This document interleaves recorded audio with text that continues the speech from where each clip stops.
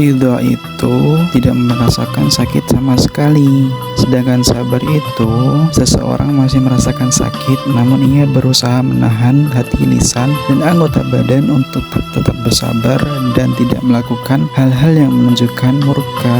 Keterangan seperti ini diterangkan oleh Syekh Muhammad Shalih Al-Munajjid. Itulah perbedaan sabar dan ridha, di mana ridha memiliki tingkat yang lebih tinggi daripada sabar. Lalu, bagaimana cara agar bisa sampai pada tingkat ridha, kemudian bersyukur? Yuk simak penjelasannya.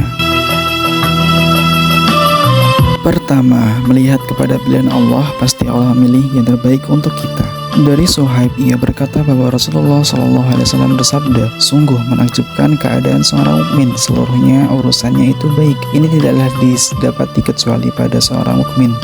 Jika mendapati kesenangan, maka ia akan bersyukur, itu baik baginya. Jika mendapatkan kesusahan, maka ia bersabar, itu pun baik baginya. Hadis riwayat Muslim nomor 2999. Kedua, mengingat bahwa adanya musibah itu akan menghapuskan dosa.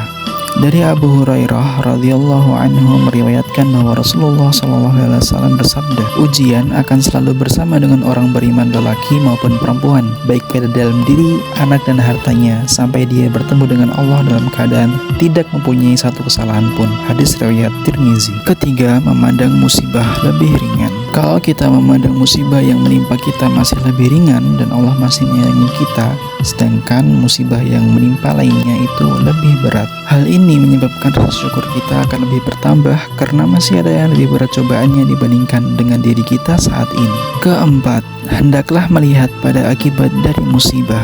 Karena musibah tersebut membuat kita rajin berzikir, berdoa, dan semakin taat kepada Allah, maka hal tersebut juga akan membuat kita semakin ridha dan bersyukur atas apa yang terjadi. Kelima, mengingat pada balasan sabar dan ridha begitu besar.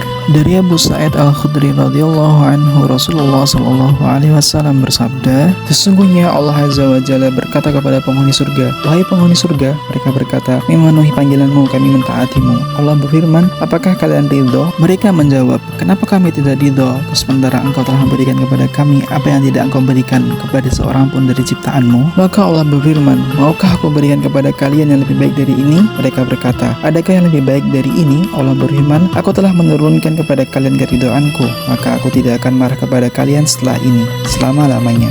Hadis riwayat Bukhari. Sudah tahu kan cara bersyukur dengan baik? Jangan lupa untuk diamalkan. Sampai jumpa di konten selanjutnya. Wassalamualaikum warahmatullahi wabarakatuh.